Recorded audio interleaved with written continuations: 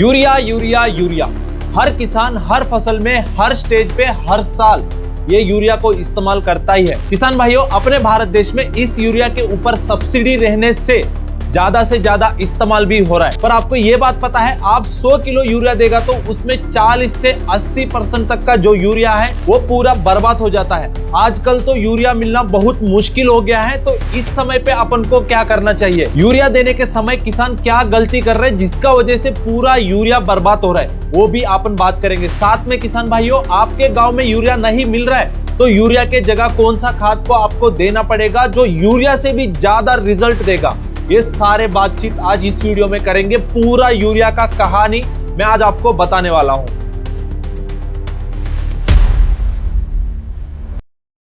नमस्कार किसान भाइयों, कात्यायनी ऑर्गेनिक्स यूट्यूब चैनल पे आपका स्वागत है। अभी तक चैनल को सब्सक्राइब नहीं किया तो जल्दी से जल्दी सब्सक्राइब कर दीजिए और ये वीडियो को एक लाइक दे दीजिए। तो किसान भाइयों, चालू करते हैं वीडियो को। किसान भाइयों, धान की फसल ले लो, सोयाबीन की फसल ले लो, मक्का की फसल ले लो या कुछ भी सब्जी वाली फसल, मिर्च, टमाटर या तो फल वर्गी वाली भी फसल ले लो, अपन 1 एकड़ के लिए 1 बैग से लेके 3 बैग तक का यूरिया अपन हर साल देते ही है।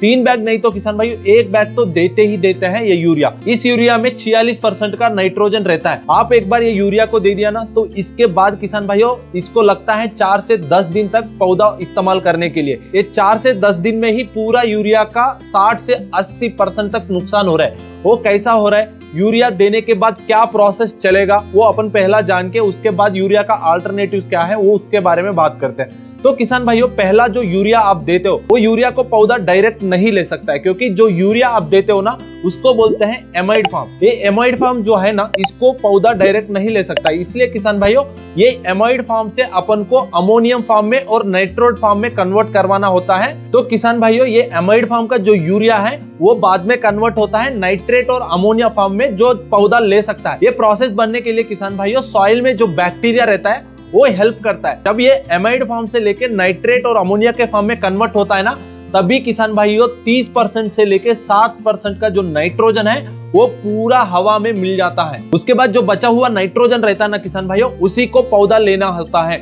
इसलिए अपन जब यूरिया देता है वो डायरेक्ट पौधा नहीं ले सकता है, उसका फॉर्म चेंज होता रहता है। यहाँ से ही पूरा यूरिया का लॉस चालू हो जाता है किसान भाइयों। ये तो पहला ही बात है। इसके अलावा जब अपन यूरिया का बुरकाव करते हैं उस समय पे बहुत सारे मिस्टेक्स अपन करते हैं जिसका वजह से यूरिया पूरा लॉस हो जाता है। वो क्या है अपन अभी बात करते हैं। पहला किसान भाइयों, यूरिया को अपन फसल लगाने से पहले ही दे दिया, फिर उसके बाद आप जुताई कर देगा तो किसान भाइयों ये जो यूरिया है ये जमीन के अंदर चला जाता है, तब जो लॉस परसेंटेज है ना वो कम हो जाता है। पर अभी फसल जो है ना वो पूरा खड़ी हुई है, उसमें आप यूरिया देगा तो क्या होगा, वो जमीन के ऊपर ही पड़ा हुआ रहता है। उसका वजह से क्या होगा ना किसान भाइयों, ये जमीन के ऊपर जो पड़े हुए बैक्टीरिया रहता है उससे रिएक्ट होके ये जो यूरिया है वो अमोनियम गैस के फॉर्म में कन्वर्ट हो जाता है, और ये जो अमोनियम गैस जो है ये पूरा हवा में मिल जाता है, जिसका वजह से जो यूरिया का लॉस है वो बहुत ज्यादा बढ़ जाता है। इसलिए किसान भाइयों, आप खड़ी हुई फसल में यूरिया दे रहे हो तो आपको हल्की सी सिंचाई उसके बाद करना पड़ेगा। उसका वजह से क्या होगा, जो यूरिया है ना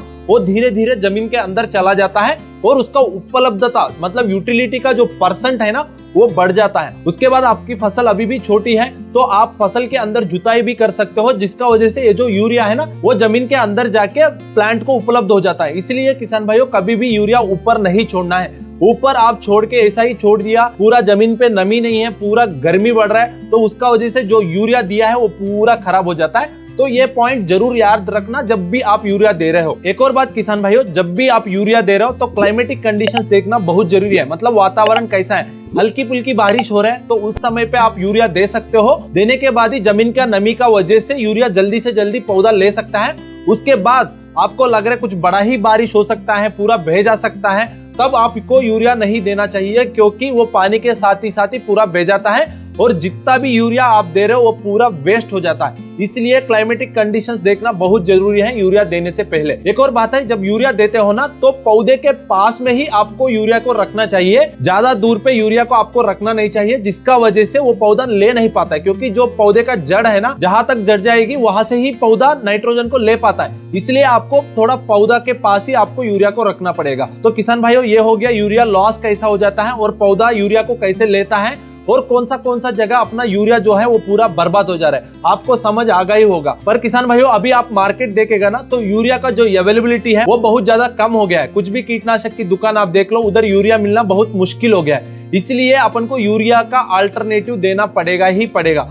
सब्सिडी तो है किसान भाइयों, पर यूरिया ही नहीं मिल रहे तो आपको नाइट्रोजन का पूर्ति कैसे करेगा फसल में, तो उसी के बारे में अपन आगे बात करते हैं। तो पहला पॉइंट है किसान भाइयों, आपको इस्तेमाल करना पड़ेगा कॉम्प्लेक्स फर्टिलाइजर्स। उसमें पहला आपको क्या करना चाहिए, कॉम्प्लेक्स फर्टिलाइजर्स आते हैं बाहर मार्केट में, उसको आप इस्तेमाल करना पड़ेगा। और उसमें इसमें किसान भाइयों बहुत डिफरेंस है। जो यूरिया टाइम पे आप नाइट्रोजन दे रहे हो ना, उसमें 50 से 60% तक का पूरा लॉस हो रहा है। पर जब आप एक कॉम्प्लेक्स फर्टिलाइजर्स देगा तो वो रेडी टू यूज फॉर्म में रहता है और जल्दी भी पौधा लेता है। तो इस दोनों में लॉस का परसेंटेज जो है ना, वो बहुत डिफरेंट है किसान भाइयों। इसलिए आपको कॉम्प्लेक्स फर्टिलाइजर्स यूज करना पड़ेगा।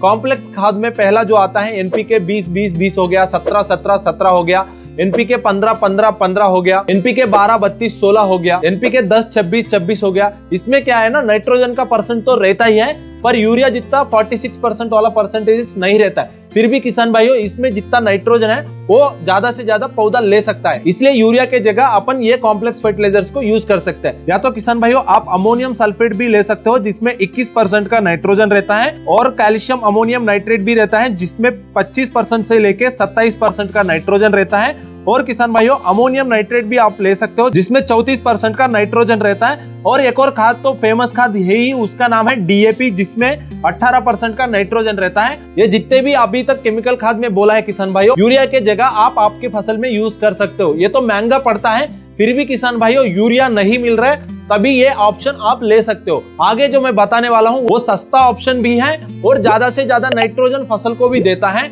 उसके बारे में अपन बात करते हैं। तो पहला किसान भाइयों, जब आप खेत की तैयारी करते हो ना किसान भाइयों, तभी आप पूरा नाइट्रोजन को उपलब्ध करवा सकते हो फसल को। जैसे कि आप शुरू में ही फार्म एड मैन्यूर दे दिया, या तो वर्मी कंपोस्ट दे दिया, या तो किसान भाइयों कुछ भी ऑर्गेनिक मैन्यूर आप जमीन में दे दिया। उसका वजह से किसान भाइयों क्या होगा, जो सॉइल में पड़े हुए माइक्रोब्स रहते हैं वो एक्टिव हो जाते हैं और उसका संख्या बढ़ जाता है, जिसका वजह से जो एटमॉस्फेयर में 70% का नाइट्रोजन पूरा पड़ा हुआ है उसको पूरा पौधा को उपलब्ध करवाने के लिए काम करता है। साथ में नीम कली हो गया, मूंगफली की कली हो गया, सरसों की कली हो गया, ये भी आप मैन्यूर के साथ मिला के देगा ना किसान भाइयों, तो जो सॉइल का स्ट्रक्चर है, सॉइल में जो ऑर्गेनिक कंटेंट है वो पूरा बढ़ जाता है, जिसका वजह से किसान भाइयों आपकी फसल में नाइट्रोजन ही नहीं, फास्फोरस, पोटाश, जिंक, जो माइक्रो न्यूट्रिएंट्स अपने फसल को चाहिए वो सारे भी मिल जाएगा। इसलिए किसान भाइयों कभी भी आप फसल लगा रहे हो तो सॉइल में ऑर्गेनिक कंटेंट बढ़ाना बहुत जरूरी है। तो वो आप शुरू में ही कर दिया होगा तो किसान भाइयों अभी जाके नाइट्रोजन का कमी आपका जमीन पे नहीं दिखता होगा, पर अब तो टाइम हो गया है, अभी क्या करना चाहिए ये सवाल आपका होगा। तो उस समय पे किसान भाइयों आपको इस्तेमाल करना पड़ेगा बायो फर्टिलाइजर्स। आप अनाज वाली फसल या सब्जी वाली फसल लगा रहे हो तो किसान भाइयों आपके लिए एजोटोबैक्टर और एजोस्पाइरलम करके बैक्टीरिया रहता है,